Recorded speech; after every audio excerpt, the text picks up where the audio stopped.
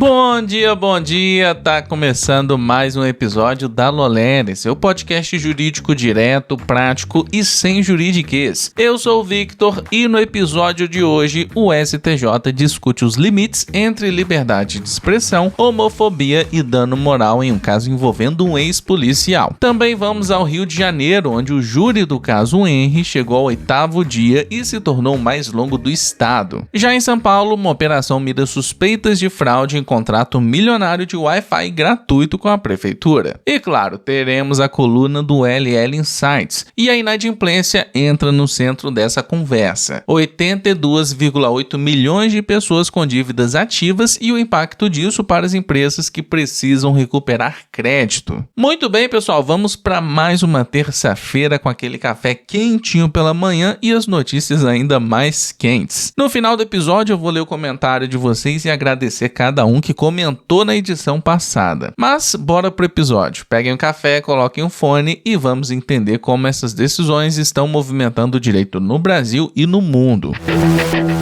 A terceira turma do STJ fixou em R$10 mil a indenização por danos morais a um ex-policial que sofreu ataque homofóbico depois de publicar em rede social uma foto beijando o namorado. A decisão foi unânime. Para o colegiado, mesmo que a ofensa não se encaixe nos tipos penais clássicos dos crimes contra a honra, o conteúdo e o contexto da manifestação podem violar direitos da personalidade. O caso começou quando o homem publicou no Facebook uma foto beijando o namorado após a formatura como soldado da Polícia Militar do Distrito Federal. Bom, e como vocês já sabem, uma pessoa foi lá e escreveu coisas ofensivas. Depois da repercussão e das mensagens homofóbicas, o ex-policial deixou a carreira militar e ajuizou a ação contra o autor do comentário. Em primeiro grau, o responsável pela ofensa foi condenado a pagar R$ 1.850. O TJDFT reformou a decisão e entendeu que a frase não tinha gravidade suficiente para justificar dano moral. No STJ, a relatora ministra Nancy Andrighi adotou outro entendimento. A ministra destacou que liberdade de expressão não é autorização irrestrita para dizer qualquer coisa sobre qualquer pessoa. Esse direito não é absoluto e pode ser limitado quando necessário para proteger outros interesses constitucionais relevantes. No voto, ela tratou a orientação sexual como atributo da personalidade e, por isso, como elemento juridicamente protegido. Nancy Andrighi também citou os princípios de Yogyakarta como parâmetro internacional de proteção da população LGBT+, e lembrou que o STF, na ADO 26, equiparou homofobia e transfobia ao crime de racismo. Para a relatora, o comentário revelou intolerância à orientação sexual do ex-policial e sugeriu que ele deveria ocultar sua homossexualidade no exercício da função. Não era um simples apelo à discrição no uso da farda, mas uma tentativa de impedir a associação entre a imagem da polícia militar e a demonstração pública de afeto por um casal homoafetivo. Com esse entendimento, a terceira turma concluiu que houve violência moral e estímulo à discriminação. Ao dar provimento ao recurso especial, Nancy Andrighi afirmou que não há como justificar preconceito nem admitir homofobia sem potencialidade em uma ordem jurídica que busca ser genuinamente inclusiva. E atenção, OABeiros de plantão, já estão abertas as inscrições para o 47º exame da OAB. E se essa é a prova que pode mudar sua trajetória profissional, vale escolher uma preparação à altura do desafio. E com os cursos do CEISC você conta com metodologia exclusiva, professores experientes e um plano de estudos pensado para quem busca aprovação. Seja no intensivo ou no extensivo, existe uma opção ideal para acompanhar a sua rotina. Não é à toa que o CEISC já ajudou a aprovar mais de 270 mil alunos no exame da ordem. Agora pode ser a sua vez. E tem benefício para quem acompanha o podcast. Use o cupom LOLERER26 e garanta seu desconto.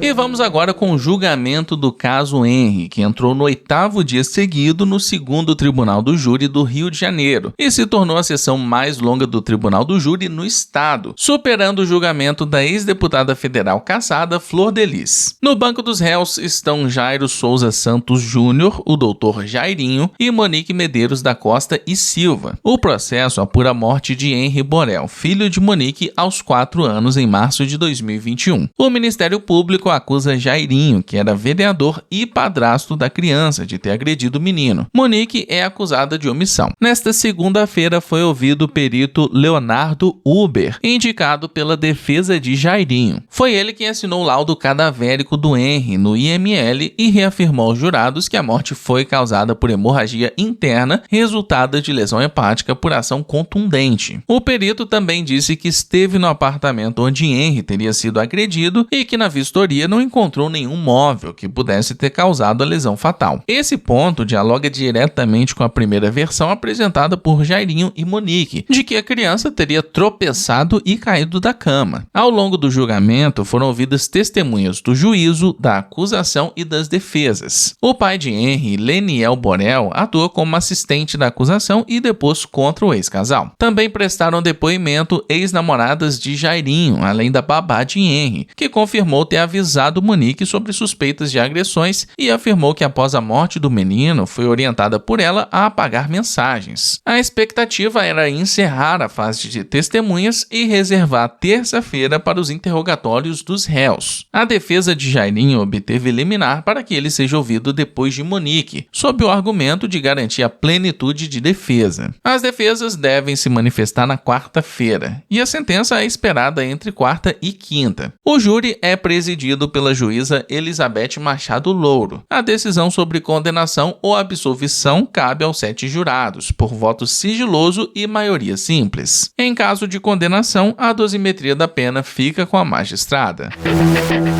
E vamos para o direito administrativo. A Polícia Civil de São Paulo realizou a operação contra o Instituto Conhecer Brasil, o ICB, em investigação sobre suspeitas de fraude em contrato com a Prefeitura de São Paulo para a instalação de Wi-Fi gratuito em comunidades. O contrato, inicialmente de 108 milhões por ano, chegou a 157,1 milhões por aditivos. A ICB pertence à empresária Karina Ferreira da Gama, também sócia da produtora Go Up, responsável por um filme sobre a trajetória do ex-presidente Jair Bolsonaro. Na operação, foram cumpridos 7 mandados de busca e apreensão em endereços ligados à empresária e na Secretaria Municipal de Tecnologia e Inovação. Foram recolhidos computadores, celulares, documentos e notas fiscais. O contrato previa 5 mil pontos de Wi-Fi gratuito na periferia até junho de 2025, mas somente 3.200 teriam sido instalados. A investigação apura se ao menos 26 milhões de reais foram usados sem a devida prestação do serviço. Também há suspeitas sobre notas fiscais falsas canceladas ou emitidas pelo próprio Instituto para justificar despesas. O inquérito, aberto a pedido do Ministério Público, aponta possível direcionamento do chamamento público, ausência de capacidade técnica da entidade, sobrepreço, antecipação de repasses e pagamentos por serviços supostamente não executados. Também se investiga pulverização de recursos por subcontratações e possível uso de valores do contrato para financiar produção cinematográfica vinculada à investigada. Um ponto central é a comparação de custos. Enquanto a Prodan, empresa municipal de tecnologia, cobrava 230 de implantação por ponto e 306 de manutenção mensal, o contrato do ICB previa pagamento fixo mensal de R$ 1.800 por ponto instalado. A polícia também afirma que houve repasses relativos a 3.200 pontos em período em que apenas 6 funcionavam. Além da frente criminal, o Ministério Público investiga o caso na área de patrimônio público, com foco no termo de colaboração, nos aditivos e na regularidade dos repasses. A Prefeitura de São Paulo afirmou que colabora com as investigações, negou irregularidades estruturais, desvios ou ilegalidades, disse que não houve pagamento por 5 mil pontos e afirmou que o contrato não tem relação com o filme sobre Bolsonaro. Karina Gama disse desconhecer notas canceladas por fornecedores e afirmou que problemas em notas do próprio Instituto foram apontadas por ela à Prefeitura.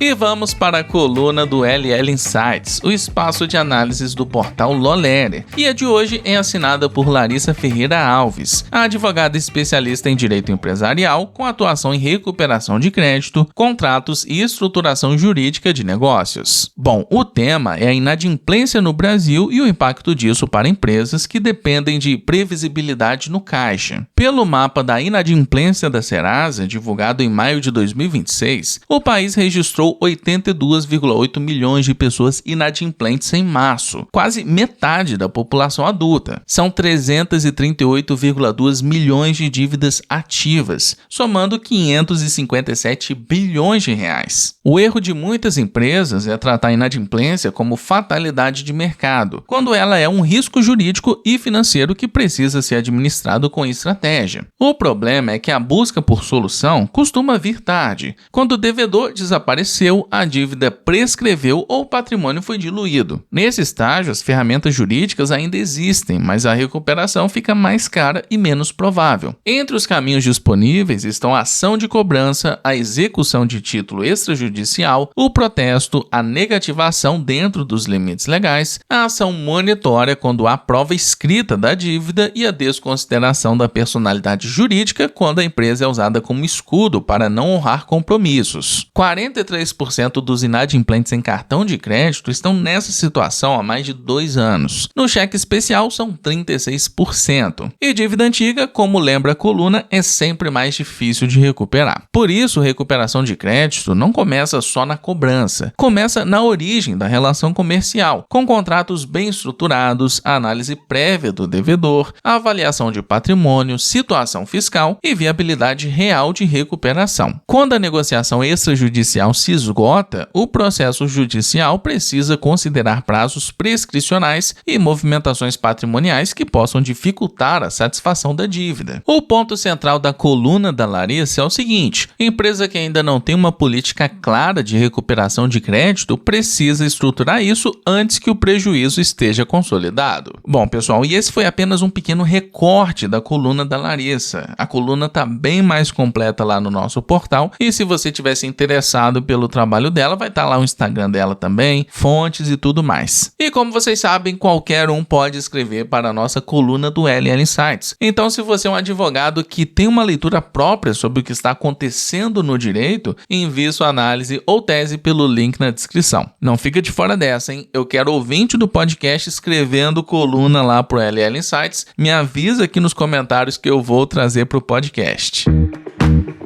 Muito bem, pessoal, chegamos ao fim de mais um episódio, eu espero que vocês tenham gostado e agora eu vou dar uma olhada aqui no que vocês andaram comentando na edição passada. O Diogo Lemos trouxe uma opinião aqui sobre a notícia que nós trouxemos ontem e que foi reforçada pela Bela. A notícia era que a partir de agora o consumidor teria que tentar dialogar com fornecedores antes de entrar de fato nas vias judiciais. E o Diogo Lemos falou o seguinte: em relação à matéria do consumidor, na minha opinião, é um retrocesso ao direito brasileiro do consumidor, uma vez que irá dificultar o acesso burocrático das empresas. Espero que o direito do consumidor vença no sentido de não precisar de via administrativa para entrar na via judicial. E a Bela complementou: todos sabemos o quanto é complicado dialogar com fornecedores e na maioria das vezes não temos um retorno positivo, só complica ainda mais a resolução do conflito. Muito obrigado pela opinião de vocês, pessoal, pela participação, muito bom ver que tem gente voltando a comentar aqui. O engajamento de vocês é muito importante pra gente poder continuar com esse projeto. Tô vendo que a Bela tá respondendo todo mundo também e isso ajuda sem dúvida, Bela. Muito obrigado. Bom, se você ainda não segue nosso podcast, segue ele no seu agregador de podcast favorito, avalie a gente com 5 estrelinhas e compartilhe esse episódio lá nos seus stories. E só pra lembrar, pessoal, a equipe da Lolerer tá lá em Lisboa para acompanhar presencialmente o 14º Fórum de Lisboa, um dos principais encontros jurídicos e acadêmicos da atualidade.